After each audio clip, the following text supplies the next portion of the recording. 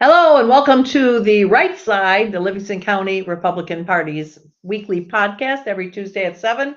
My name's Deb Drick. I'm the current chair of the Livingston County Republican Party. And with me tonight as my guest co-host is Commissioner Wes Nakagiri. He was here last week. He did such a great job. We roped him into another talk. That, along with tonight, our topick is heartland issues. So last week, you'll remember that we talked about the Howell issues that were going on, but today it is all heartland. We're talking about all heartland all the time. So got some hoopla down in your neck of the woods, don't we, in the northwest corner? Yes, Or northeast corner, sorry. Looking forward to our guest, Glenn Gogolewski. He's a school board member. He's been there for, I think, 2 or 3 years now. Mm-hmm. And there's some issues, specifically DEI related issues. And it's unfortunate that that's in our county, that garbage. Mm-hmm. But Glenn will fill us in. He's Okay. done a nice job for us. It seems like Heartland Schools has been just like a roller coaster full of activity over the last couple of years. For the longest time, everything was really quiet there, and Howell had some hoopla there, but now it just seems to have migrated east, and lots of different issues, a lot of different ups and downs with the superintendent. Yeah, I think that it used to be. I remember, a few years ago that the discussion was around Howell schools. I think with the more conservative school board that they have in Howell, I think that's kind of tamped things down. But unfortunately, the leftists control a majority of the seats in Heartland, and you can see what they provide us. Okay. So. Well, and we have the minority, which is conservative. They're not going down quietly from what I see. They're being very vocal, very transparent about what's happening, and the issues that they have with what's happening. So transparency, even if it comes out into an argument, or if even it comes out into this side versus that side, transparency is a good thing. People need to know what's going on, especially in school districts. Those are, as a commissioner, or if you're on a township trustee, as you're making decisions, you usually affect somebody's money or property or things that are important to you, but they're kind of a little bit removed. They're over here a little bit.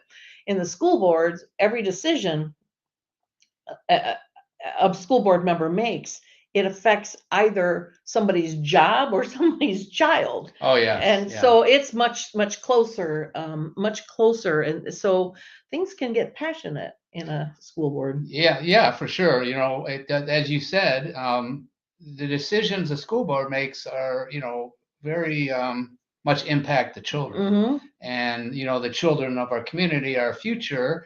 And, some of the stuff that is going on in Heartland schools, I would call it indoctrination. And, it'd be nice if to get all schools, Heartland included, just to go back to the ABCs, teaching the kids, educating the kids, not indoctrinating them to one way of thinking or not. Okay. Well, and did I recently see a report that Michigan scores for kids are just very, very low?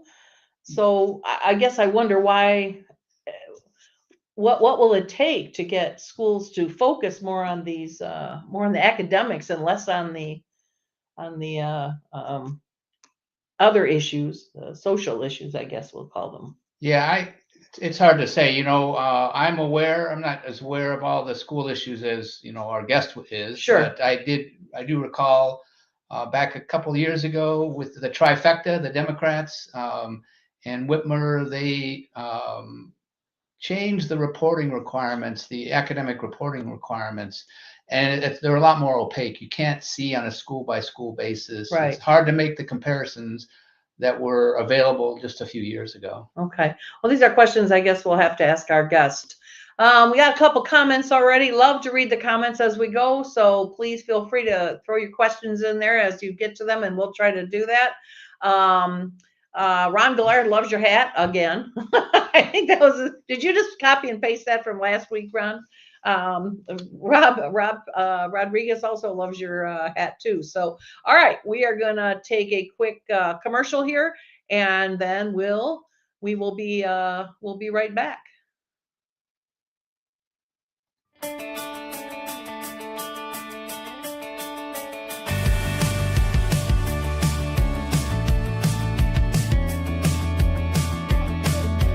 Hey, what do you say? This whole town could be red by the end of the day. If you feel alright, we could throw it and drive. With the radio up so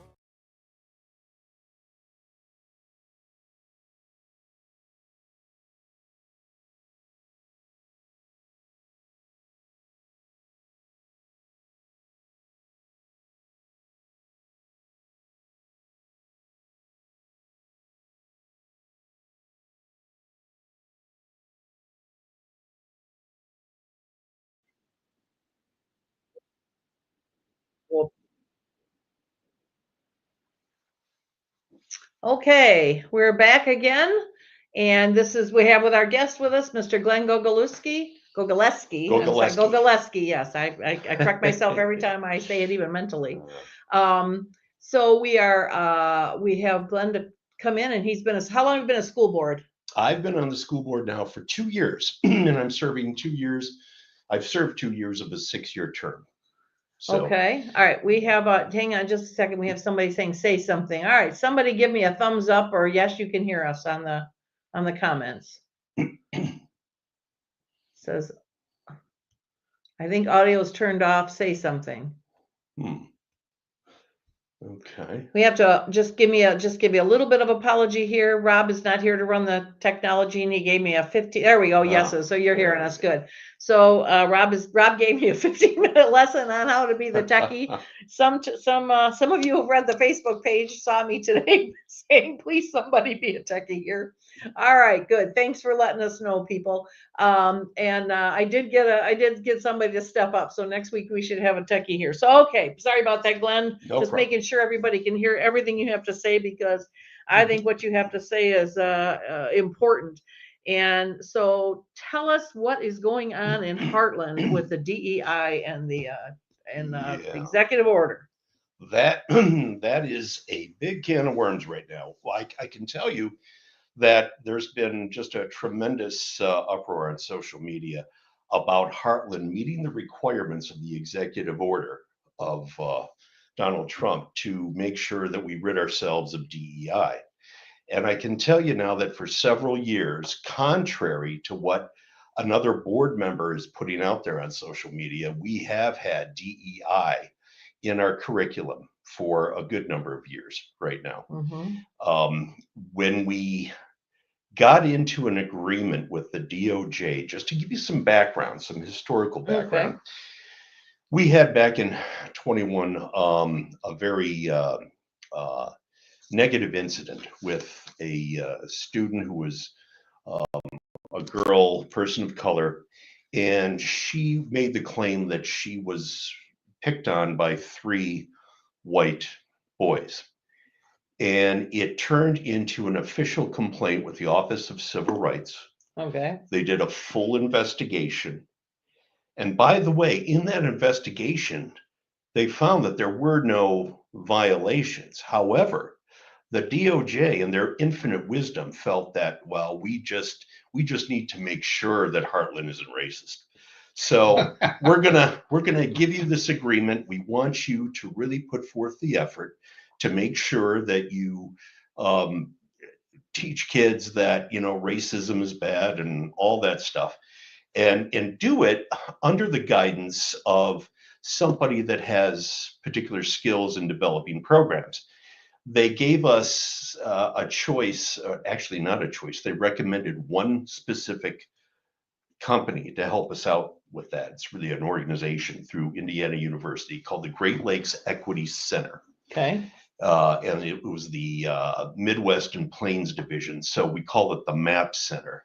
It's still part of the Great Lakes Equity Center. And what these people do is develop trainings and curriculums for both public and private entities to help enforce the ideas of diversity, equity, inclusion, and dare I say CRT as well.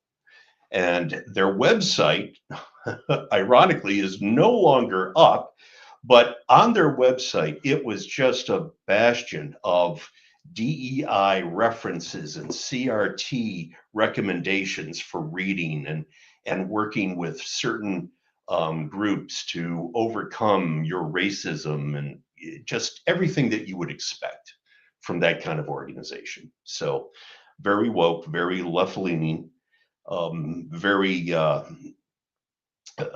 controversial as well.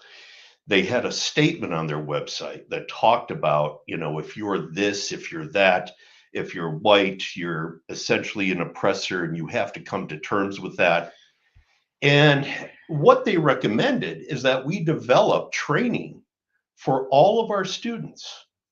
Now, when they told us that, I knew exactly what kind of training that was going to be. It was going to be filled with white guilt liberalism and everything to, if you're this, you're the oppressor. And if you're not, you're the oppressed. And, somehow by identifying that, we'll all come together and sing Kumbaya. But it was a real sticky point in the original agreement. And then our district, after that agreement was through, they agreed with the DOJ to extend the agreement. And part of that extension was the mandate to work with the Great Lakes Equity Center. Now, our district formed I don't want to call it a committee, but a team to help develop this kind of training curriculum with the help of the Great Lakes Equity Center. Okay. And luckily, I was appointed to be on that team, and I really wanted to be on it because I knew all of the buzzwords and all of the little innuendos that they're going to try to inflict Sure. in this training. Sure. Was there another school board member also part of the team, or were you the only one? No, there were 2 school board members. Myself and Kristen Coleman was invited to be part of that. She's on it as well. And I will say the other 7 individuals from the school district, it was kind of a cross-functional team of instructors, counselors, admin staff, very, very good people, maybe people that, politically or ideologically, we may have some differences, but very, very good people that were willing to kind of negotiate and listen to everything and get ready to, as our superintendent says, heartlandize the material. And yeah, that's what I said. That was my response. Yeah. And I thought, okay, all right, well, let's just see how they're going to heartlandize it. Okay. Well, through a couple of video meetings that we had to begin with, they wanted us to collect some metrics about, how much disparity there is between racial lines and students that do things like take advanced placement courses or get involved with programs and such. And basically, overall, their magic formula was pretty much that if we have 100 students and 10 of them are minority, in every AP class or every program, there should be, that ratio and, kind of this unnatural kind of figure, just solely based on race. Yeah, so they Not That's performance, bad. not No merit. meritocracy. No, meritocracy forget about that. need not apply. And I've been asked several times over the years, what is your problem with diversity, equity, and inclusion? Those are such wonderful, warm, fuzzy terms. Who could possibly be against that? Well, I am, for one, because diversity that is forced never works out. You can go all throughout history. And when you try to force the issue of diversity, whether it's in a work environment or social environment or whatever, it's always going to cause problems. That second word, though, equity, is the biggest trouble of all. Equity is essentially the antithesis of meritocracy. It is. Mhm. It really is. And if you try to make things equal, somebody's going to have an unequal portion. That's what I was actually, my question, I just wrote a question. So in order to make this ratio in your Mhm. AP classes, were your AP classes unlimited enrollment, or did somebody lose a seat at the table because somebody else got a seat at the table? Not really, and that's Okay. not all that they were looking Okay. at. That was Okay. just one portion of it, All right. and they were kind of using that as sort of an example of other things and other Okay. programs as well. Okay. So it wasn't just about AP classes, not Okay, at good. all. It was about participation in events, after school activities, clubs, things like that. Okay. And there's a number of reasons why you get different ratios in all of those events and activities. And Sure. it can't simply be boiled down to race. Right. There's all kinds of socioeconomic factors. There's all kinds of other societal factors that go into that. And just using race as the sole criteria is not going to fix anything. No, no. So the whole portion of the equity thing just really has always grated on my nerves. And then, of course, you have inclusion. Now, inclusion is fine as long as that's allowed to kind of develop again organically. But if you use inclusion as a sort of a weapon of empathy, basically telling students that in order to be inclusive and in order to have empathy, you have to agree with everything from everybody. Oh. You know what I'm Right, saying? It's right, along right, the right, lines right, of right. don't make any judgments and you have to accept everyone for who they are. And no matter what your religious beliefs are, your familial beliefs are, you better go along with the program. And that's always been the point of inclusion. So unless those things happen organically, there's always going to be problems. Sure. You can all actually create more problems than you can solve by doing that. So, but the Great Lakes Equity Center, who is now, I believe, due to the president's executive order, is out of business, and I'm hoping that's true. We are kind of in a weird little holding pattern here, and it's bothering some parents in terms of wondering, are we going to comply with the executive order? Are we going to weed this Sure. stuff out? Because if we don't, there are penalties Financial involved. penalties. Big Financial financial penalties. penalties, Big ones, absolutely. yes. Now, granted, that deals with the financing from the federal government, and the federal government in the overall budget is not that huge portion of a budget. Most of our financing comes from the state, and but the couple million that the federal represents can leave a big dent Mhm. in our programs, in our schools, and what have you. So we want to make sure that we don't endanger that. And for whatever reason, there still seems to be some on the side of caution. Well, we don't want to overreact and we don't want to do everything right now. We'll wait and see. Yet, when the same threat of federal funding, losing federal funding, was part of the issue regarding transgender bathroom use. Boys and the Oh girls. my gosh, we better do something because we might be sued. And it was just, it was ridiculous the way we were reacting and almost kowtowing to that portion of the Biden administration's version of Title IX, Mhm. which has been done away with. Mm. So I remember that. Yeah. We got to do.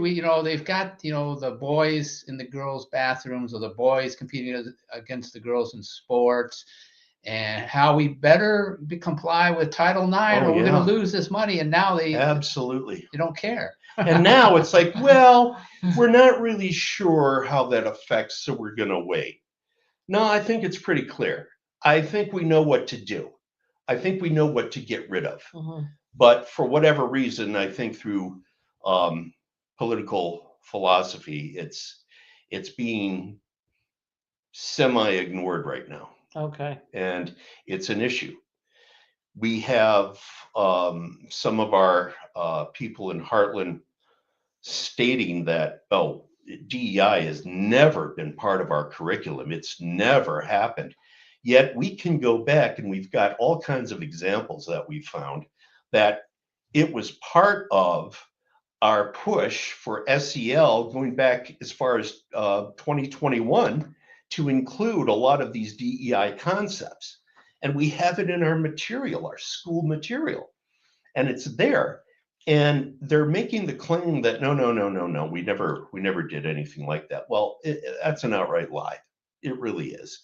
And now some of our admin and some of our board members are backpedaling and trying to tell us, oh no, it was never there. It was never there. Well, we got some problems because, you know, the internet is forever. And we went back and we did some digging, and I got to give a big hats off to my colleagues, Jeff Scott and Greg Keller on the board.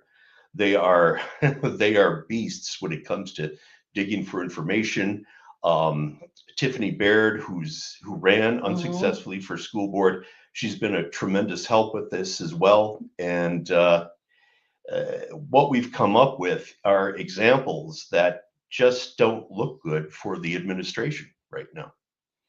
Okay, let me take on here. So we have let's see. We have board members making the claim that we have not, will not. Oops, okay, that's Cindy Shaw. So we have, all right. What do we got here? So here's a comment about the Diane White, only the skin color matters. Instead of looking at individuals, they believed a lie, which is why it's permanently nixed. She also says thank you to Glenn and Wes. And here we have Ron Gillard. Diversity, equity, inclusion is a family-friendly way of saying woke. Essentially. Okay, and then we have Jay Drick, Commissioner. Has the federal government arrived or involved on site in Heartland since the Trump EO? That's a question for you, Glenn. They have not yet. Okay. Now, without talking too much about things that I know that are in play, if someone right now files a claim with the Office of Civil Rights, okay, that's a federal office, correct? That's a federal office working under the banner of the DOJ. If someone says that we feel we have found DEI curriculum in our district, we want it gone, they're going to investigate. Oh, they are. And when that happens, that's going to be big. And I don't care what kind of backpedaling they do, they're going to find evidence of it. Now, we have until the 28th to comply with that executive order. It's the 25th. So I'm not sure what's going to go on at the administrative level, what they're going to do to put forth the effort to get rid of DEI, but they have some work to do, and they've got a very short time to do it. Is this, the agreement to do this stuff with the DOJ and the Heartland schools would stem from something that happened at high school? Yes. So is this DEI focused just on the high school, or are they talking about all district, the entire district? Yes, absolutely. Okay. And what they wanted us to do is put together a training program to help be more aware of, basically the victim psychology of these people are all victims and they're oppressed, and you have to watch out for it. And because you may have a certain skin tone, you are obviously the oppressor, so watch yourself.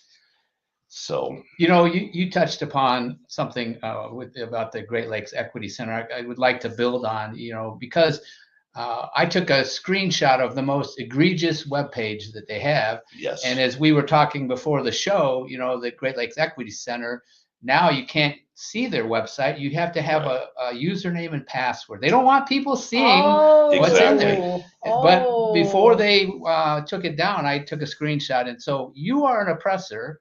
Your child is an oppressor if they're white, heterosexual, if they speak English at home, only speak English, if they're Christian, or if they were born in the USA, your child is an oppressor. That's so exactly discriminatory. It's so wrong. I don't know what the right word is, but it's absolutely wrong. And there could not be better evidence to show that under the last 4 years, we've had agencies that have been weaponized against conservatives, against Christians, against people that have more conservative views.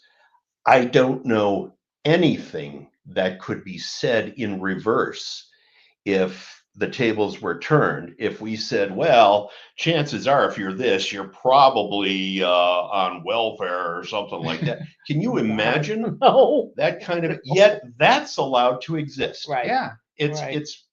It's not only allowed to Absolutely exist, it's insane. what the kids are being taught. right.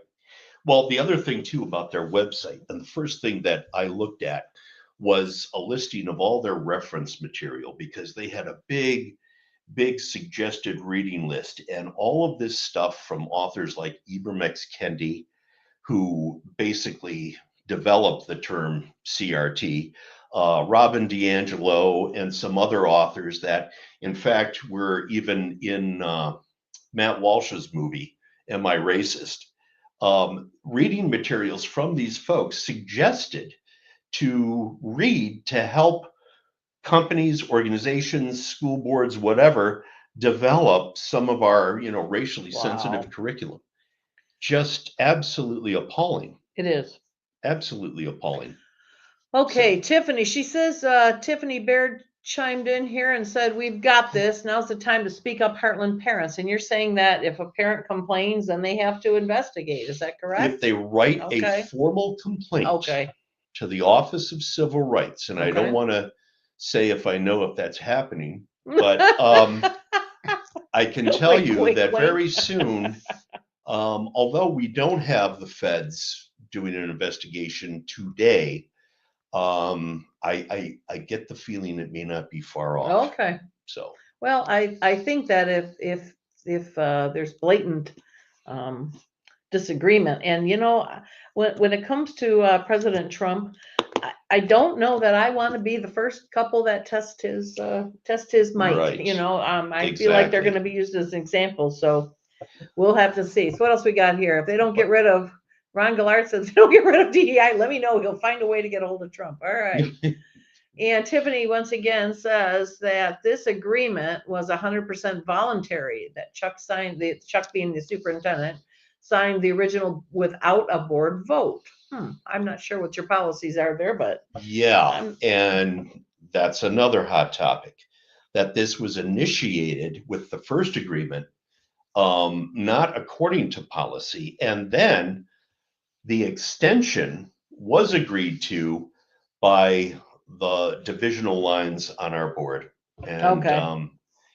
yeah, which just kind of speaks volumes for so this Great Lakes Equity Center, let me ask you a question about that. Is Yeah. this something that gets assigned, or is this something you guys actually had to pay for?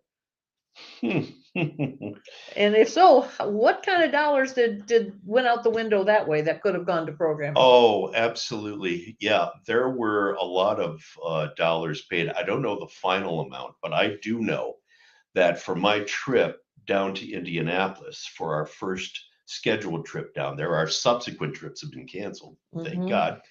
But for the first trip, the amount that I was reimbursed for mileage, the fact that I knew that I was staying at a decent hotel, the fact that I was reimbursed for my meals, you multiply that by 9, and yeah, it cost us some money. Mhm. And it was going to cost us even more money by doing that repeatedly. And in terms of working with them, and I'm not sure how the cost center arrangement was with Great Lakes Equity, if they're able to actually bill or charge a price for that, or if that's something that the district has to pay for or not. I'm not sure. Yeah, that I would like to know that But question. in expenses alone, not just in money, but also in time and resources, to deal with collecting data, to deal with going to these seminars, to put together a draft program and such. It's costly. Okay. Your wife's telling you to make sure you're saying you are not speaking on behalf of the board. Ah, You're speaking on I behalf of am not yourself. speaking. Boy, oh boy, this is why I love my wife. Right now, I love her She's too. kept me out of jail several times. No, Okay. this is true. I am speaking as an independent board member. I am not speaking for the Board of Education, Okay. nor will I ever.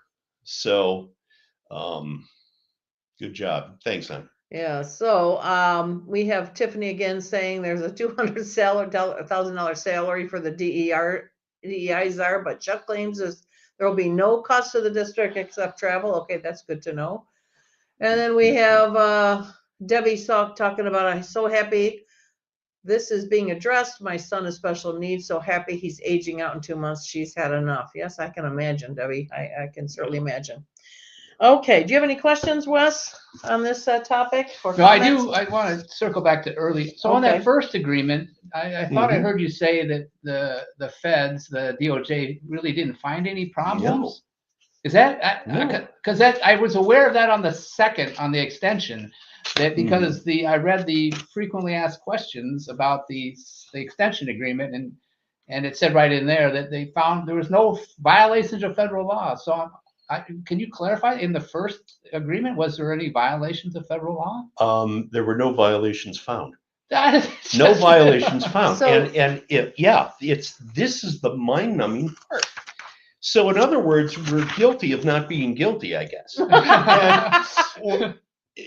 And not to, I want to say this too. These kinds of incidents that happen, if they're real, yes, they're egregious, they're awful, they're horrible, they should be dealt with Absolutely. to the fullest extent of the law. But there were a lot of questionable things in this case. I cannot talk Sure, about it. obviously. I do not have the details, nor am I going to speak on it. But I can tell you that personally, we know the parents of one of the individuals that was involved. That was one of the stated perpetrators, and this is affecting him to this day. And that's all I'm going to say. It's affecting this young man's life. And he's out of high school. He's a productive individual, and this is following him. And there's a ancillary cost to these kinds of things that people forget about. And I pray that this young man finds peace someday. Okay, I hear. I really do. Karen Bukowski says, let's hear that again. There were no violations found. That you're right, Karen. That's crazy that there's all this going on without guilty of not being guilty. I use that. Thanks for bringing up that important fact, Wes. No violations were found. There is no systemic racism in Heartland. Right. That's a great thing And to that's know. true. It is. There isn't. It's we have, certain groups in this county that are trying to restir those racial wounds from Yes, 40, we know. 50 years ago, Yes. and really trying their hardest, because it's a great way to get sympathy for their cause. But I can tell you that no, it's being on the board and being privy to some of the situations that come up, and I'm not going to speak about Sure, any one sure. situation. I can tell you that most parents in Heartland are very, very respectable and responsive to situations that their kids are in. And it's not the kind of district that harbors a lot of parental, how dare you accuse my child or whatever. Right. And so when these things happen, when administration addresses a lot of these concerns, the parents, for the most part, and you're always going to have your outliers, but for the most part, the parents are truly invested, truly concerned, and will nip it in the bud. We have a very, very good district. We really do. We have a lot of concerned parents. We have a lot of great teachers, a lot of great staff. Some of them do support DEI, some of them do support SEL, but a lot of them stay true to their, I I should say their guidance from administration. Listen, stick to the subject material, and be careful not to go in certain directions. And most of them do. Mhm. And we've got a very good staff in Heartland. We really do. So I Well, want to that's say good to that know. it's not a school system that's plagued by racism. It's not a system that's um, That's plagued no doubt to by all the DEI you got on there. yeah. In other words, yeah. I don't know why we're still having to do this, Right. but we're doing it. I can tell you that in the lawsuit, the superintendent and one of the assistant superintendents is actually named in it too. And I think a lot of the hesitation to remove some of this stuff is under pressure from, okay, what's it going to look like if I have to go to court and I'm named? And, and I understand that level of pressure. I'm sure it's pretty intense. And I do feel sorry for the two people that were named in this suit, our superintendent and assistant superintendent. But, it's part of the job. And if we have any kind of legal team that's worth it, we're going to be able to win this. We're going to be able to Okay. fight this. I truly feel. Good. Glenn, just very quickly. Sure. Does the superintendent, those two folks, the superintendent and the assistant superintendent, Yeah. do they have personal liability? They can be sued as an individual, or are they Boy, going to that's a sued good in their question. capacity as superintendent? I think in their capacity, and of course they are protected by our insurance company. Okay. Typically, those insurance riders, though, are protect except in the case of negligence. Usually, those contracts say if there's a negligence or extreme negligence, Yes. all bets are off, and they Yes. can go personally. So That's true. That's true. And from speaking that, conversations with our attorneys and such, um, uh, I can only give opinion, Sure. and I probably shouldn't even do that, but no, I think I'm hoping that those named in this suit are going to be okay and taken Okay. care of. good. I'm hoping anyway. So I don't wish that kind of torture on anyone, but I certainly hope that the individual that started this suit, gets all of the help she needs too. So Right. So Tiffany wants to know how much that lawsuit is going to cost the district. right now it's too early to tell. Okay. Very early, and Potentially a lot of money. I know this. it could Lawsuits aren't be cheap. right. And to go as far as they have so far, I think they're really hoping to. The legal team of the plaintiff is hoping to go deep and somehow Right. score Sure. a field day with this. But But even when you're in the right, I'll tell you, Jay was an attorney, a local attorney here for many Yeah. years. And I tell people all the time, well, we're right. And I say, you know what? My house is completely paid for by people who are right, because they still had to pay Jay to represent them. yeah, Right. Yeah, To yeah. keep them from and Yeah. it still costs you, even if you're right, it still costs. It costs a Absolutely. lot of money. So for all those Abs- right people out there, thank you for my paid off houses Yeah. and condos and everything else that I have because of that. So, but yeah, so it's not, lawsuits are nothing to mess with. It's so. nothing you can really Nope. predict either. Nope. You may think you have Right. a slam dunk, and lo and behold, all of a sudden, who Right. knows, for whatever reason. But it is costing the district money right now Sure. in terms of time, resources, Mhm. all of that. And what the final tally will be, I have absolutely no idea. I wouldn't even venture to guess. It would be wrong for me to even do that. Sure. So, um, So the DEI is alive and well in Heartland, at least to your knowledge. And so we're waiting now. If a parent should make a formal complaint, then it will be investigated. But for right now, it's going to just probably be in the news for a little while. it will be. Yeah. But just to show you, as an example of what we have, if you go right now to the Heartland Board of Education website, Okay. what you're going to see is a policy that I think everyone can agree on. It's our 3 R's policy: reason, Okay. respect, and responsibility. Sure. Part of the DOJ looking at our reason, respect, and responsibility guideline was the fact that they felt that the word all really doesn't encompass all students. We have this wonderful little 3R saying here, which talks about reason, the power of our mind to seek understanding, Sure. think logically. That's beautiful. Respect. When we get into the definition of respect, we say the word all 3 times in this one paragraph. It ends with, "We are all Heartland Eagles." The DOJ made us put in a little line that says, we will not direct or, this was our line first, we will not direct or compel students to personally confirm that any person or group is superior or inferior, period.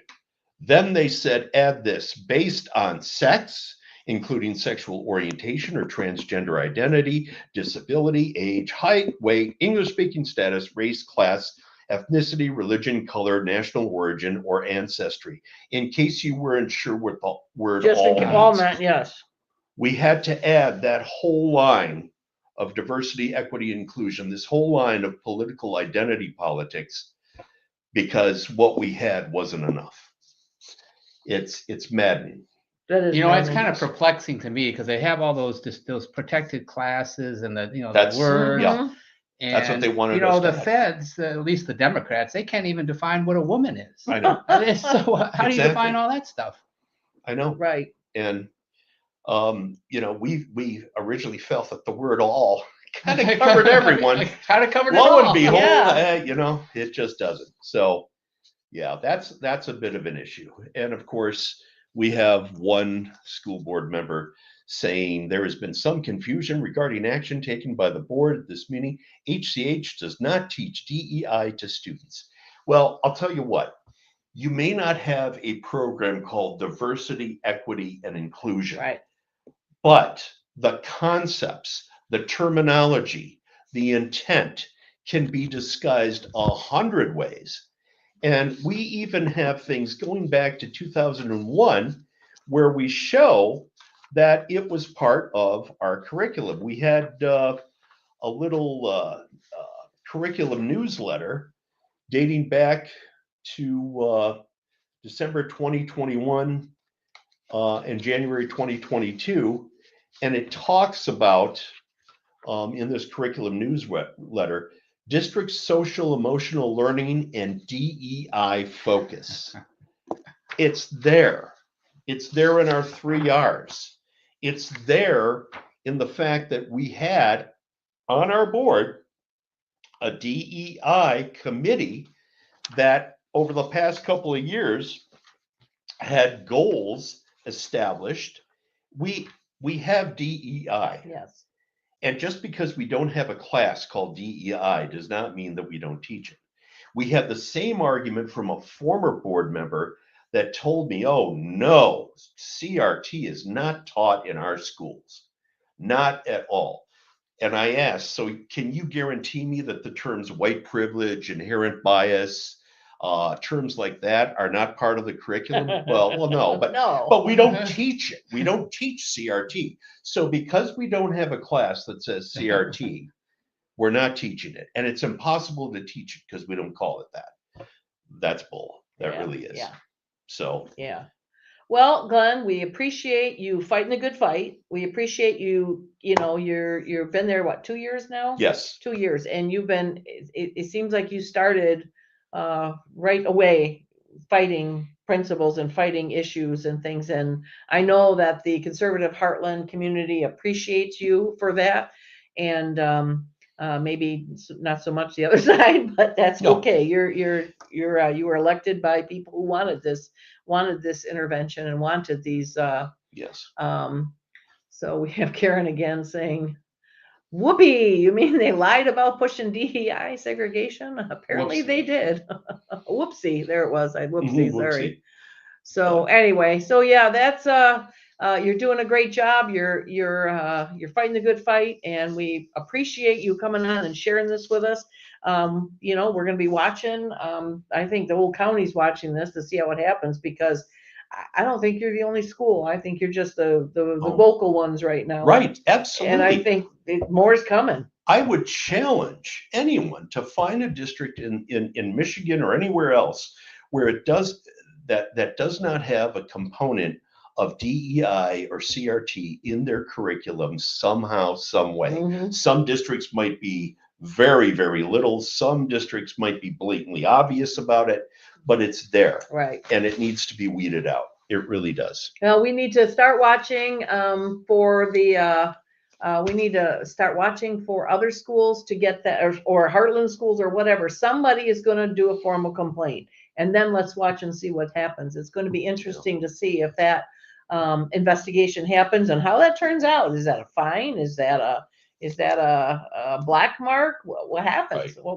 what could happen if you get caught? What's It's the penalty? it's losing those federal funds. Okay. And the way this administration has been acting, I don't think anyone's going to play chicken with them. I hope we don't.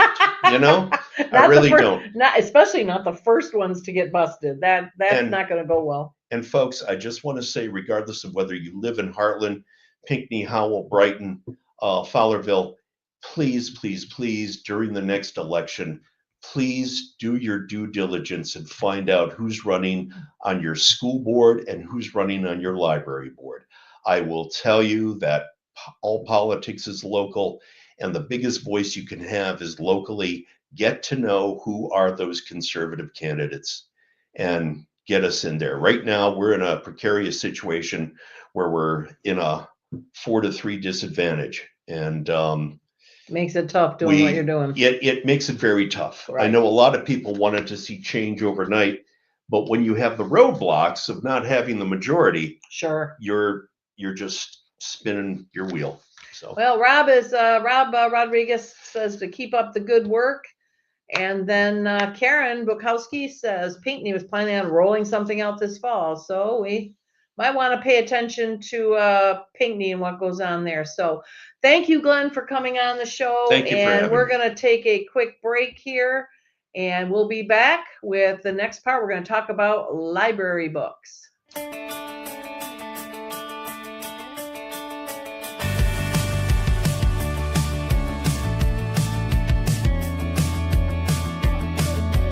Hey, what do you say? This whole town could be red by the end of the day. If you feel alright, we can throw it and drive. With the radio. I'll just put that there. No, this is supposed to loop. That's you turn the camera off.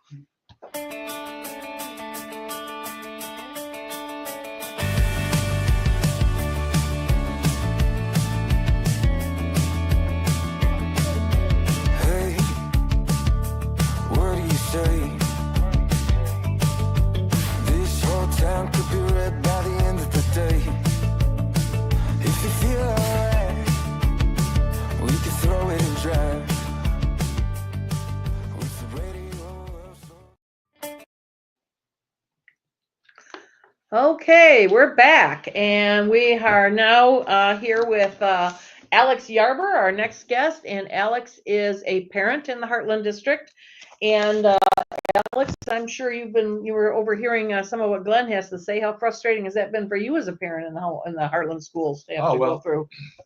You know, with Angela having run for the board, and we've been through that cycle, very intimate with the issues, and it's frustrating. There's no doubt about it. Sure. I'd be lying if I said it wasn't. Sure.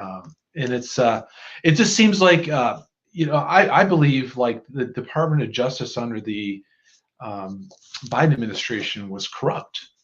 You know, they literally came out and they said, well, parents who protest at school board meetings are terrorists.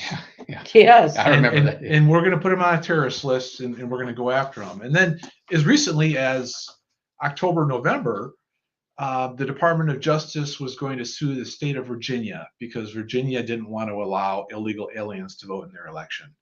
So if that's not corrupt, I don't know what is. And it bothers me as a taxpayer. It bothers me that my local school board, school district is cooperating with this agency that's corrupt, and that they don't see the same thing that I see. It seems so obvious. Yeah, that's true. But we are here to talk to you about the the Heartland Cromaine Library is also, in addition to the Heartland Schools fireworks, we also have some Cromaine Library fireworks. I was in attendance, as were the both of you, in their board meeting last week. And I think the big sticking point, or at least that was what I heard the complaints of, was that they want to, parents want to, or the board, because of the parents, wants to label books that have sexually explicit content. And there was a big pushback from that. And you were in there. And what did you see as far as some of the pushback and the fights? Well, we noticed a number of years ago that these books were readily available in the library in the children's section, prominently displayed on the end caps, propped up and opened up, and it it's eye catching. It's going to catch the attention of little kids, and when you pick these books up and you begin to read them, it's pornographic, the material that's in these books. And so there's definitely a division in the community, because there's a group of people who see nothing wrong with that, and they want to expose little kids to this ideology, is really what it is. And then there's other people in the community, like myself and my wife, and many of our friends, who we don't want our kids to read that trash. Right. We want, if there's something in there that's educational, having to do with sexuality, that's something that we can handle at home. Right. And it's no business of the public library to be introducing that materials into our for public consumption, in our opinion. Now, we're not. People like to call us censors.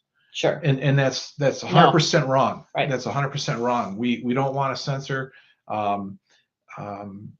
We just simply want. It's just like going to a movie, and you go to an R-rated movie, and there's a reason why you have the rating system. So we believe that should be in place for these books. I agree. And it's interesting because as I was talking to Wes earlier, I go to see a movie, and the movie always will tell you if there's sexual you turn on the TV, and before a TV show comes on, it'll say warning, nudity, sexual content, mature content, violence. And so and it's, I guess what I saw a statement being made. Some parents want sexually explicit content labeled, not banned, not burned, just labeled, warning, sexually explicit. 100%. What I heard were a bunch of people who were opposed to it, one after another. But what I never, ever heard from any of them were the words, "We feel it's okay for children to read sexually explicit material." What I heard was, "I don't want you forbidding my child to read books. That's my decision." Okay, I didn't hear that. Did you? No, and that's how they conflate the issue. Yes. They turn it into an issue. You want to ban books. You want to ban books. Yeah. You want to keep me from making a parental decision. I'm gay and I've been bullied all my life. That's a sad thing, not having anything to do with the topic at hand. Yeah. I have been marginalized and I don't want to feel this way anymore. Okay, we don't want you bullied, we don't want you marginalized, we don't want you feeling bad about yourself, but nor do we, but let's talk about this over here. A whole bunch of complaints, none of which had to do with sexually explicit books. Now, I have prepared, I'm going to get Wes to help me here. I've prepared, just in case you think that we're overreacting, 2 sexually explicit books in the library. This is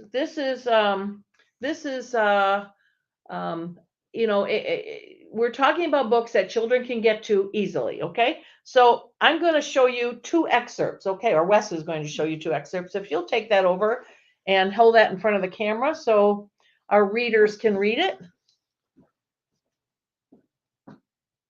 Cover your Well, oh children's wait, eyes. yeah, you moved it.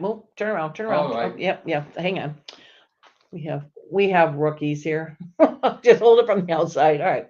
Show that so we can see it real clearly. I'll give you a moment to adjust that or just read that for a minute.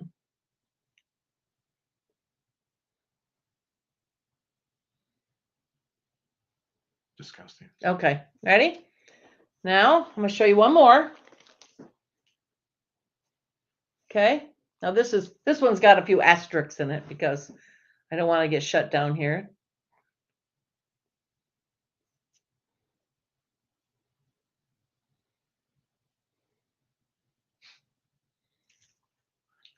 Okay. Now, those 2 excerpts, one of them I got from a book called Genderqueer that is in the Cromaine Library, accessible to kids. The other one I got from Penthouse Forum, not accessible to kids. What's the difference? Penthouse, right? Which one was which? Could you tell? Could you tell which one was which?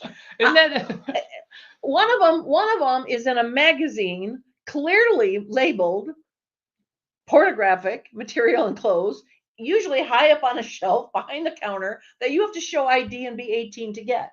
One of them, any kid can grab off the shelf and read. So we're not talking about simple little pictures of butts in a in a thing. We're talking about actual and frankly, I'm going to tell you the worst of the 2 was the book in the graphic book in the library. It was not the milder of the 2 was Penthouse. So that is a scary thing in my brain. At So least with Penthouse, you know what you're going to get. That's right. I mean, it's labeled. Yep, it is, and it's yes, that's labeled, and you can't get to it, and that's the thing. Why is it, and I have heard argument after argument after argument. As a matter of fact, I was arguing today, and all I kept hearing was, "Well, you Republicans want to ban books. Well, you want to make me feel bad. Well, you don't." No. We don't want to discourage. We don't want to shame. We don't, as the other one. Oh, you want to shame? No, we don't. We just don't want to give it to children. What is the problem here? What about the parents that think that, people like to throw around the idea that the library is a safe space. Well, what about the parents who, send their kids to the library, think, let's say they're Christian, okay, that's not against the law. And they think not yet anyway. Not yet. And they think, well, a library is a safe place to send my kid after school. And so after school, they walk up because it's within walking distance of a couple of elementaries and then middle school and the high school. And I think a lot of parents would be shocked to learn really what is in these books. I think you should take those 2 passages and make a flyer out and say, well, guess which one came from Penthouse and which one came in your kid's book. Well, and that's what, as I was listening, I think last week you were reading an excerpt from one of the books, and I was listening to that, and I was thinking to myself, how is that different from Penthouse or Playboy or Hustler? How is that different? So I thought, you know what, I'm going to do a little research. So I went online and I researched the book that is in the library, and then I just kind of, searched Penthouse Forum letters. Okay, fine. There they were. And I thought, I'll take a mild one. And but even so, they were nowhere near as explicit in the Penthouse Forum as that book, Genderqueer, that any kid can walk up and grab. So it is here we got Karen Bukowski, who said she personally considered filing a police report if my child was presented this book. So, and like I said, I find that the arguments I heard that day were all about everything else except whether or not it's okay for a child to read that. There was not one argument in support of leaving the books alone. I did hear one. Oh, it would be way too much work to go back and label all those. Yeah. Well, Okay, well then by all means, let's let the kids here. Give this to your kid, and what I just put up there, and they let her go. They like to use the First Amendment as an excuse. Yes. You know, how many times did that come up before I took the podium? Yes. And then, you know, so then I started my speech and I said, well, okay, well, this is what the First Amendment gives you. That's right. And I read the passage from that book, and it was You were turning red. I was blushing. I was blushing. Yes, And we all were blushing. It's- even the arguers were blushing. It was bad. you got quiet there for a little Well, bit. and the other thing is that the First Amendment, the purpose of the First Amendment is to not grant you right to speak wherever you want to and about whatever you want to. The First Amendment protects you from the government saying you can't speak. Yeah. So having a group of parents say, I want you to, I want to label a book that is sexually explicit does not change or hurt anybody's First Amendment. It does not allow the government to stop you from speaking. You have a voice, you can use it, and here's what they're saying with their voice. We want this stuff labeled.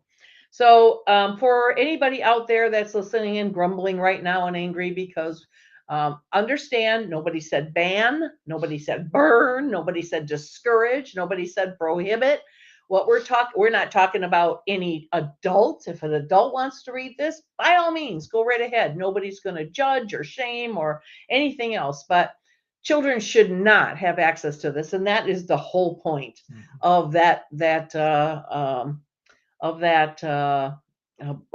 policy that they're trying to get through in Heartland. I think it's a good policy, and I don't think they're the only ones trying it right now. There are other places that are also trying to implement this, and so it'll be interesting to see if this. I mean, right now we got Doge has got the spotlight in Washington, but I wonder if there's any kind of efforts coming from Washington to allow this kind of thing, because there's a big I guess belief system by many that children are being used as pawns and sex trafficked and groomed and everything else as it pertains to sex. And so I just wonder if something isn't going to come out of Washington saying that you have to start doing this, that kids cannot get this stuff without an opt-in note from their parents. And I don't know that's why that's a bad thing, you know. I agree. I do think there's a dark side to this that you know, I won't get into it tonight, but I think that there is an element out there that is really, for nefarious reasons, wants this material to be out there, and it's just again, we're just advocates for making sure that the public knows what this is, and Sure, the parents deserve to have these books labeled. Absolutely. That's just the way it is. I mean, Yeah, you know, if you're watching TV, you know, you as a parent or anybody, you have an expectation that, you know, anything you watch on TV is not going to be pornographic. I mean, that's the FCC, that's Sure. the rules. So let's say you're at home, you know, watching, or your child is at home watching Donald Duck, and all of a sudden you get a 15-second clip in there of pornography. It's surprise. That's kind of like you're reading this book, and all of a sudden you've got this pornographic passage, and you didn't know about it. Surprise! I mean, that's just wrong. Yeah, it is. I agree. It is, and I have a hard time understanding anybody's argument that this is okay or that we shouldn't do this. Or I heard an argument today, well, it's up to the librarian. Well, I would say that the parents are the voices of their children, and again, nobody's asking for books to be burned or banned or anything else. Here's a good question right here. Who determines what is sensually, well, that would be sexually with an X, but sexually explicit? Marilyn, I just apparently you were watching. Did you see the two passages, one from Penthouse and one not? I'm not sure that that's a real tough test. We're not talking about a real super high hurdle there. I think that any librarian that can't determine what we just showed you at a pass from a passage from the book in the graphic section there, that you can't tell that that's pornographic, then you need a new librarian. That's what I would say. But look at, there's one person that would volunteer to label them for free, so it won't even cost them. yeah, it's this is I don't think this is unreasonable. Again, tired of the words ban and burn and prohibit and shame and all the other nonsense that I've been hearing from this topic. It doesn't have to do with anybody's sexual preference. Nobody cares. It's if you're an adult and you have a sexual preference and you enjoy this stuff, no judgment, that's up to you. Many people enjoy reading this kind of stuff. I don't care. What you do in your bedroom and what you do as an adult that's legal and consensual is totally up to you, in my opinion. But kids should not have access to it. They just shouldn't. We have, oh, good. Look at this. Porn is not legal in a library. Tell me which of those two passages that I just posted were porn. And yet, there it is in the library. Good grief.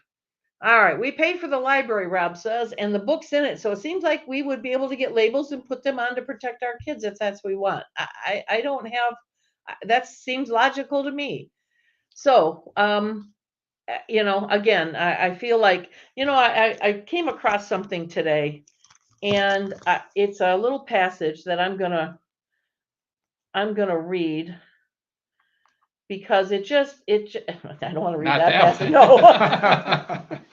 No, no.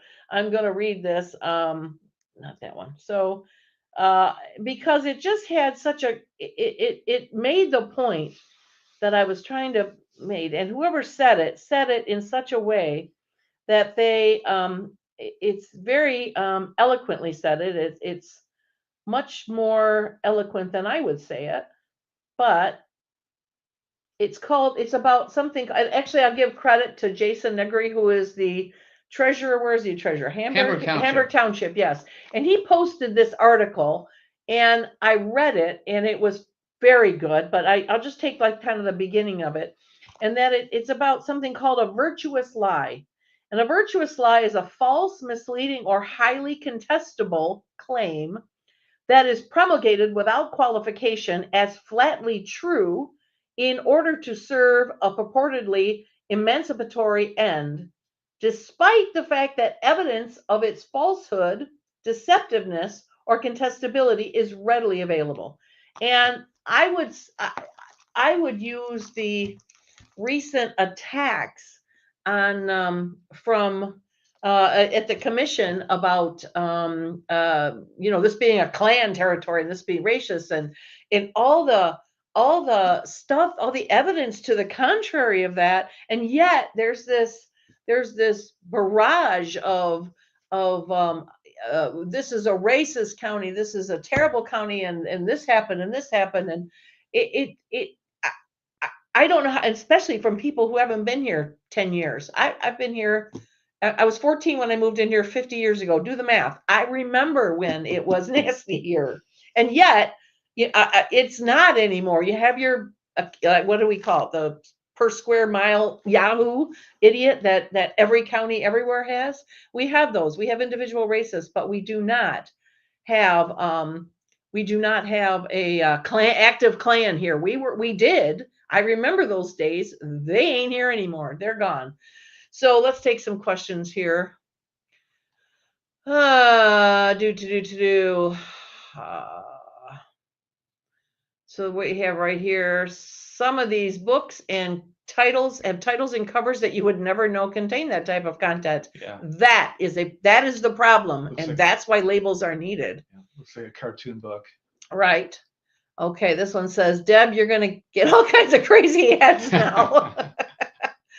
That is true. So anyway, this is an issue in Heartland as far as the library, and they're going to be bringing it back, I guess, to they had to send it back to get whatever, get re-voted back to committee. I think that's their policy there. So that's coming up.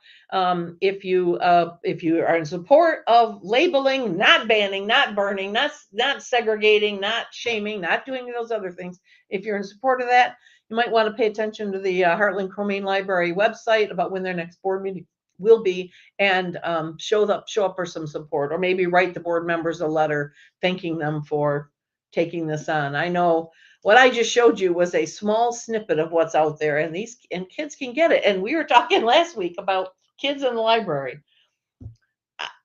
I remember my kids asking me, "Mom, can I go hang out uptown?" No, there's problems. Mom, can I go to the park and hang out with my friends? No, there's more problems. Can I go to the library? Sure, go ahead. Now you're almost better off sending them to uptown or to the thing, if that's what's going on in the library. So anyway, I think libraries should be safe places. I don't think parents should have to worry about what their kids are reading. I don't think parents should have to be concerned. I don't think kids should be indoctrinated to. I mean, like I said, the worst of the two passages I showed you is a book that any child can pick up and read. I know what I would want to do if one of my kids came home and said, "Mom, what's this piece? What's this thing here? What's a strap on? What's it do? And why is it? Why will somebody look that way in it?" I would be upset. So kids just should not have to. Kids should not have access to that stuff. They shouldn't know. Kids should know about kids stuff. They'll figure that out soon enough on their own. And when they do, that's up to them. But let's not make it accessible to children in a library. That's supposed to be the safe place. So I agree. Thank you so much, Alex. We'll be back in just a minute. Thank you. Let's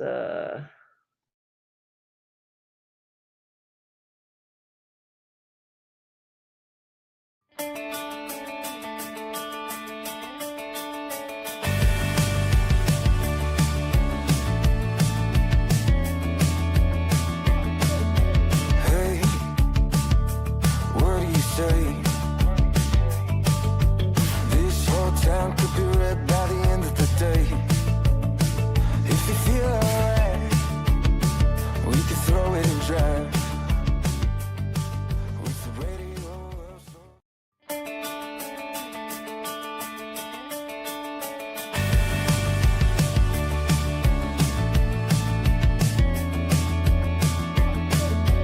Hey, what do you say?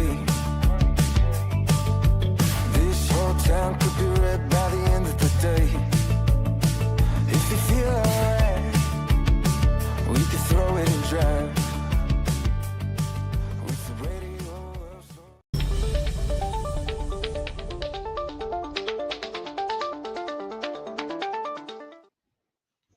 Okay, and we're back. That was some interesting stuff, huh? Yeah, it's happening in our small town community. It's disturbing, to say the least. I wanted to expand on one item, if I could take a Sure. little bit of time, because this happened at the library board meeting. I heard this argument presented at least 2 times, probably more, that there were persons from the LGBTQ community that spoke in favor of not labeling the books. Mhm. And one of their arguments was, we wanted to have a safe space, which not really sure what exactly that means, safe space. But I got to thinking about this after I got home. The LGBTQ community does have a safe space. They Mhm. have a safe space in law. It's called Elliott Larson. Elliott Larson, correct. They are a protected class. That protection, that safeness is not afforded to every citizen. They are Agreed. special. Agreed. So when they make the argument that we're losing the safe space, I don't think so. It doesn't carry weight with me. No, and again, that is just a kind of a distraction or one of those virtuous lies that it doesn't have anything to do with the topic at hand. Whether or not there's safe space in Elliott Larson or not has nothing to do with whether or not you should label a book that's sexually explicit for a child. So it's the shiny object to take you away because there's no argument for that. Not one person spoke up in favor. They had other stuff that they complained about. Like I said, I don't want you telling me my children what to read. We're not.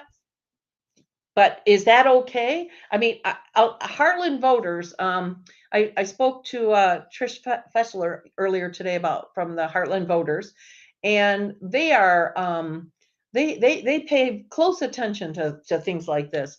And if you go on to Facebook and look up Heartland voters, they have a video there of the entire meeting, so you can listen for yourself what those arguments were and what what the actual resolution was, how people reacted, and whether or not you can hear watch Alex turn red as he read that passage from that book. So there were there are a couple other resolutions on there too that day, but they didn't get anywhere near the attention that this one did. So anyway, that's a real interesting thing. And like I said, the arguments I keep hearing are more technical. They're the technical arguments, such as Marilyn asking me, well, who's going to determine this? Or porn is not legal in a library. I disagree.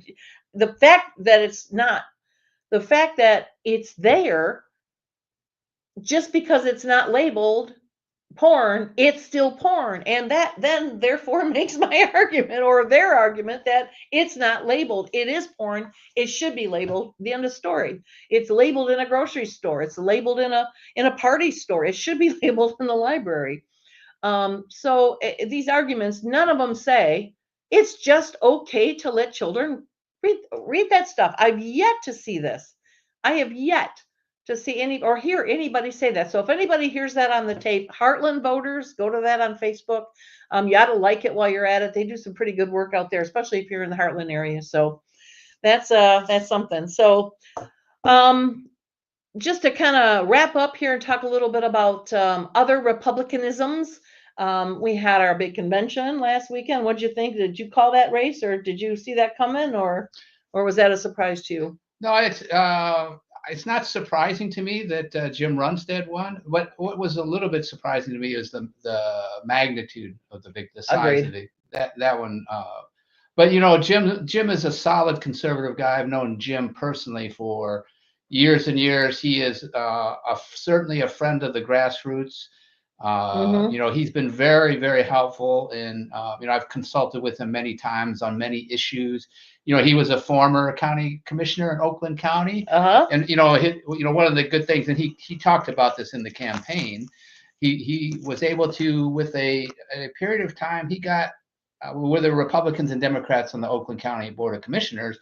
He was able to get passage of a resolution that required Oakland County to use E-Verify to make sure that there were that people that were being hired were citizens, and I tip my hat to Jim for pushing that through. Oh, good. Well, I know I just was checking my phone because I reached out to him, and May 20th he'll be here on the show. Oh, great. Yeah, so he's going to come talk about his plans, and that'll be good. I sort of thought we might want to get him in right away, but then I thought, yeah, that's just right now. Right away is a lot of talk. We'll actually get some of those, not that he's all talk, but it'll be his thoughts, but not necessarily any actions because there won't have been any time. But by May, I have to believe that he's going to have some programs in place, and he's going to have accomplished some things. I think his committee will have time to have adjusted, and his staff will be full running. That's 3 months from now, 90 days from now. So I think May 20th is a good time to expect to meet with him and kind of hear what he has to say.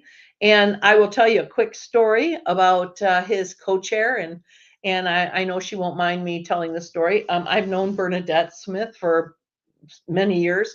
Back in the Granholm days, I worked I was the chief of staff for a senator out of Kent County. His name was Senator Mark Jansen, a magnificent legislator. And Bernadette and her husband and family lived in Kent County, and in the Senate, every 38 Senate days, you take a turn. As a senator, you take a turn in inviting a pastor from your district to come in and say a blessing before the Senate session. And Bernadette's husband is a pastor, so my boss invited them. Mr. Smith could do or Pastor Smith, I should say, could do the blessing.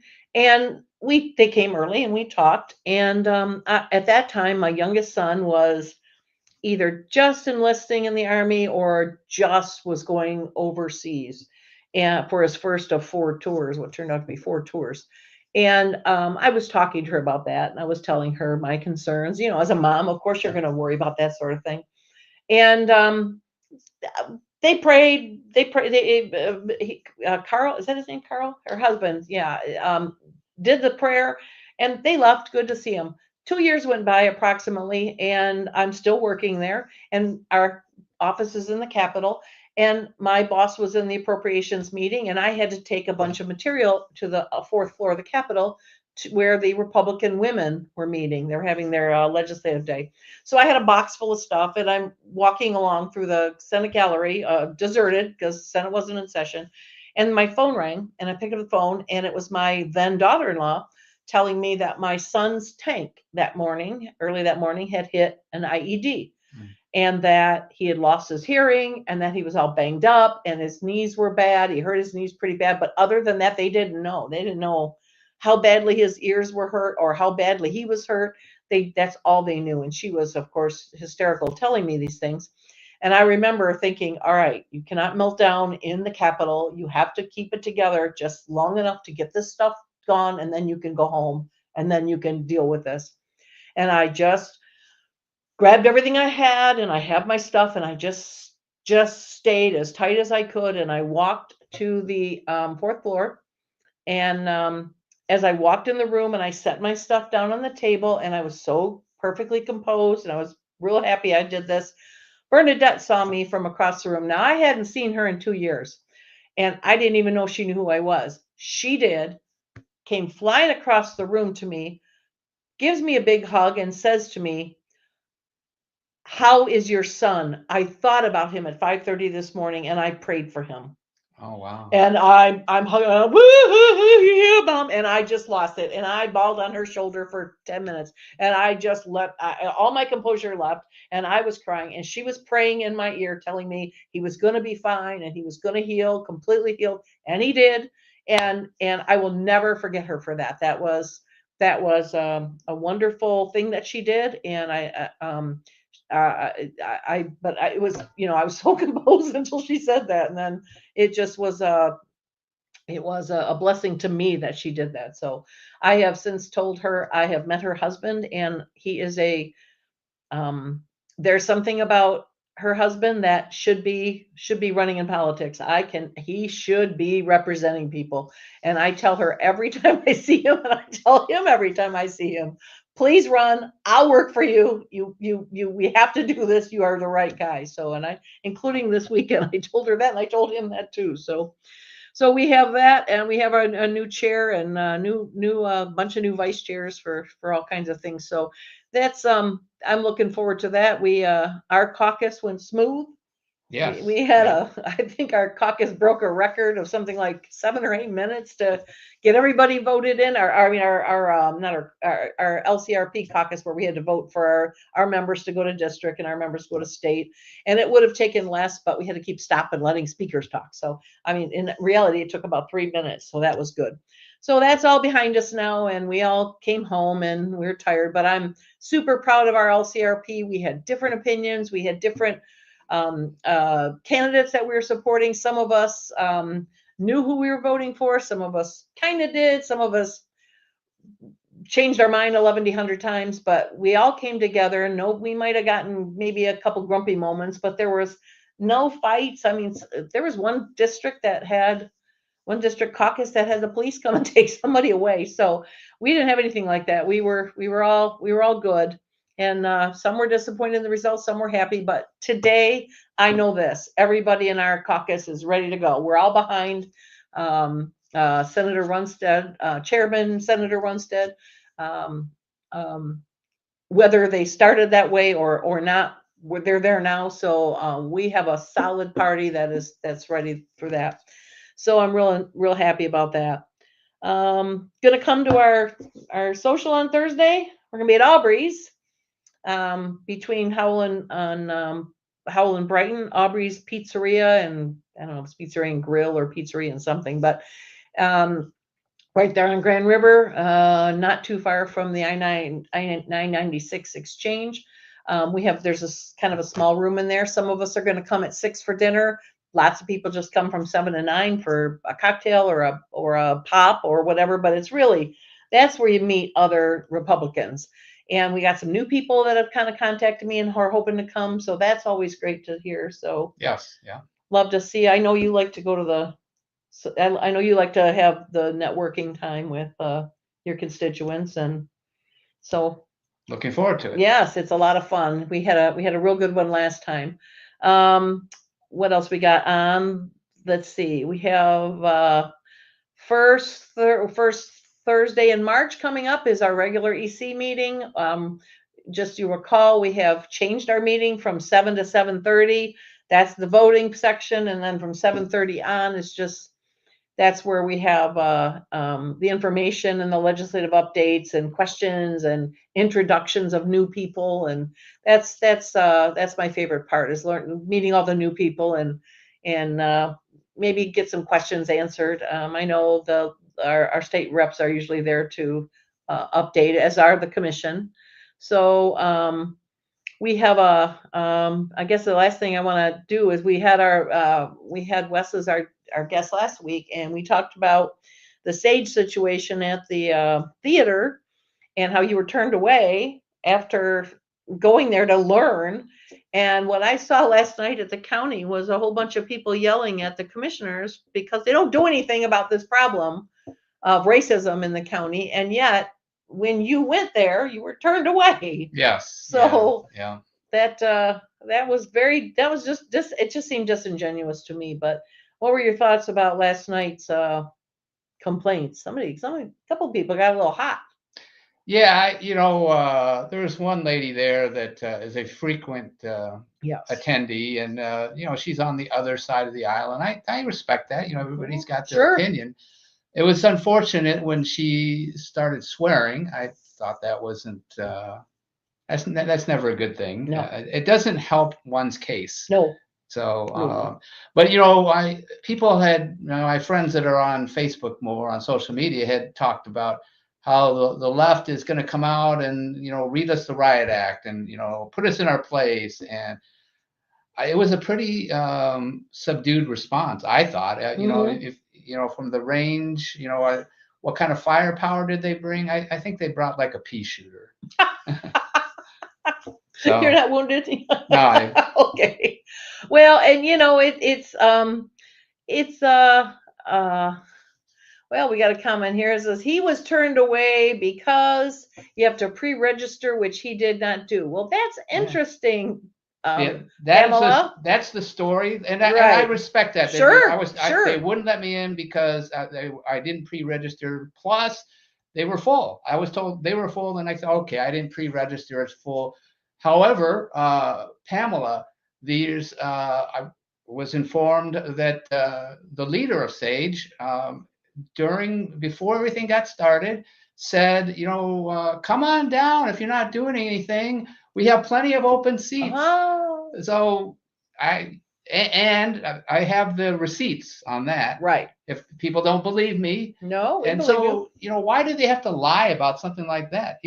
I was there in good faith. I wanted to hear the guy's story. Here's a guy that it's a story of redemption. This guy was a blatant racist, Nazi, hateful individual. He turned his life around, and we should applaud that. And as I said in the commission meeting, Livingston County had its issues with racism back in the day. They did. And the county has turned around. And why don't we applaud that? Why does the left keep trying to make us how we were 40 years ago? it's really to foment the hate. Yes. And the media is complicit in that. And as our former chair, of a couple terms ago said, the media makes money off of that. That's how they sell papers, the controversy.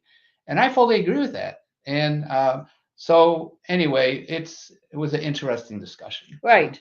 Well, and the other reason I think, besides the controversy and the hate, it's like, I think I spoke at the commission meeting last night, and my point was this: if to get change, you have to have a reason for change. You don't change things that work, right? So in order to change, and the other side of the aisle, every election tries to get Democrats elected. They challenge the commission. They challenge the other elected officials, and it never does any good.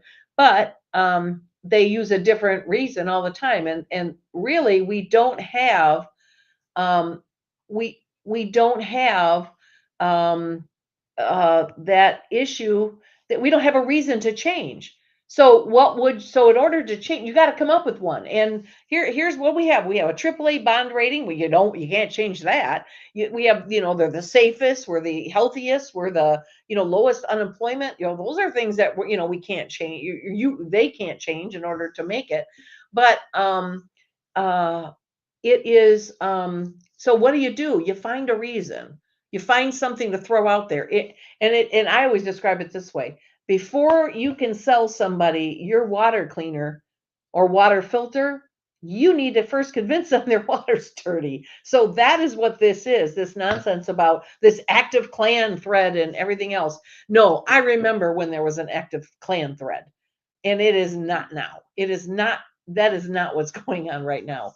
It's just a reason that and it all gets blamed on the last night I heard complaint after complaint from that side of the aisle that the city did this and the city did this. So okay, it was really good and helpful for them to go to the city after the commission, but you guys didn't, their argument was the city. And here we go. Wearing a Doge hat makes you more divisive. Is the Board of Commissioners nonpartisan? Absolutely not. The Board of Commissioners is partisan. They all run with an R on their name. This is an R show, the right side. It is not a nonpartisan show, and it is not a nonpartisan position. Yeah, no, I absolutely agree. But also to further address her concern, I'm surprised that saving taxpayer money, getting rid of governmental fraud and abuse is divisive. I know. So that's what the Democrat Party is today, is standing for. They're against efficiency. Sure. They're against effective government, and it's shocking to see the decline of how much they've fallen after the election. Agreed. It's been very, very good that that we're doing this, that we're finding this out, and they're hating that we're finding this out. And frankly, I can't say, I know that it's being said, well, that's a Democrat problem, but it really wasn't a Democrat problem. That's been going on. All that stuff's been going on under Republican presidents, Democrat presidents. So, for whoever did it, it's a problem that they did. It's a problem that somebody did, and he's cleaning it out. And it's just like nobody has argued that children should be reading this pornography. Nobody is arguing that government shouldn't be efficient. They're picking on the shiny objects all the way around. And we got to pay them again. The board should care about the Democrats, even if they have a great big R to hide behind. Well, first of all, I'm not thinking that anybody's hiding at this particular moment. I think we're full out front talking. Secondly, not caring. Again, there's that virtuous lie again. It's not a matter of not caring. It is, they ran on certain principles. They were elected because of those principles, and they're going to follow those principles. Less government, more efficient government, less cost. And somebody coming up, whether it's a Republican or a Democrat, coming up and saying, well, gee, I'd like you to do this. And there have been stuff that's come up through the to the commission that you guys have looked at each other and said, I'm not voting for that. I'm not supporting for that. Does not fit with my, that's not a fit with my, my principles that I ran on. It's the same thing about President Trump. It's complaint after complaint. He's doing this. He's doing this. As though this is bad. He was elected because he said he would do those things. He won the popular vote and the electoral vote because he made those promises, and he's keeping those promises. Our commission made promises and they're keeping them. And so it shouldn't be a surprise that they're not buying into suggestions that go against their own Republican principles or their own ideology. It's not a matter of we don't care or they don't care about Republic or Democrats. Do you have Democrat friends? I do. Care about them a lot. But it doesn't mean I want them deciding policies that I need to live by, especially financial ones. So we still have to work across the aisle. No, what we have to do is stick to our own guns and stick to our principles. And maybe the working against across the aisle needs to be something you need to do, or coming up with understanding. We don't want to spend money on things that we shouldn't spend money on. I mean, give me some examples here. Well, no, working across the aisle does go both ways. And in fact, I would say that I'm willing to listen to anybody because I love to learn stuff. And so new perspectives, new ideas. And, I do have my own governing principles, but I am willing to listen because it might change the perspective a little bit. Sure. And that, and I would cite as an example, my willingness to go to I'll say a left-wing sponsored movie preview, on this Face of Hate. And I was prevented from getting in. And so, I mean,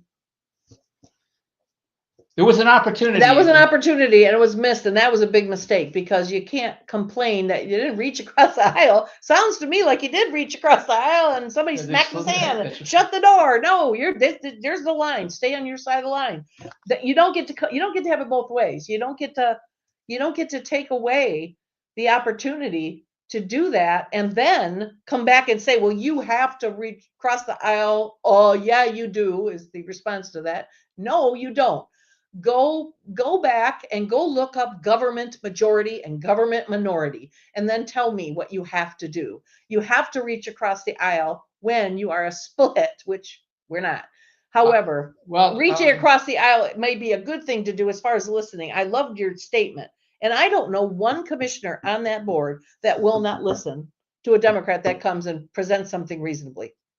And also take it to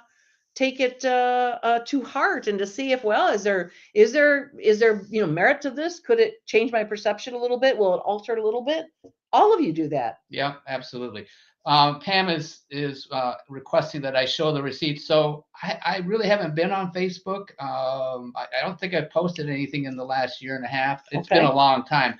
But for Pam, I will go on Facebook on my page, and I will post the video of Julia Hashi saying, "Come on down if you're not doing anything. There's plenty of open seats." So look for that in the next day or two. Okay. All right. Well, that was us. And okay. So now you're being unreasonable, even though you've just agreed to what she wants. All right. So again, that doesn't help the case either. So, all right. Well, that is all we have to say tonight. Thanks for tuning in, whether you agree with what's being said here tonight. But thanks. We appreciate you doing that. Bob Kittredge will haunt me and taunt me and drive me insane if I do not mention membership. If you are a Republican and you believe in what we're doing, please, please, please go to LivingstonRepublicans.com and go to the membership section. Just join. There's many different levels. Do what you can. We absolutely agree. We absolutely, want to meet you, want you to be involved at whatever level you want to be. If you want to be involved once in a while, yes. If you want to be involved on a regular basis, yes, we can use your support. If you just want to donate to us and help us do things like run this podcast to give you the right side, the other side of things, because we all know what you read in the media is not what really happened. If you've been listening you've been listening to our podcast, you've been hearing Wes's story, which is extremely different than what WHMI, reported, or what the newspapers reported, or what nobody's reported. That's the worst, is when nobody reports it. That's the worst. But you've heard the sides from everybody that we've brought in, and it has been. It has been a good opportunity to start this. I still say congratulations or thank you to Angela Yarber for this brainstorm. It's been terrific. We've been able to get out our party activities as well as the elected officials having their side. So thank you, Wes, for pinch hitting tonight. My pleasure. We had a couple last minute issues where we brought in some ringers. And so we look forward to seeing you next Tuesday at 7:00. Any questions or comments? You can feel free to email me at chair@livingstonrepublicans.com, and we'll respond to you. And go to our Facebook or go to our YouTube channel, wherever that is on this thing. That's the other thing Rob told me to do, is tell you to go to the YouTube channel and subscribe. That will help us a lot too. So good night. Thank you. Have a great night. Yeah, thanks very much for joining us.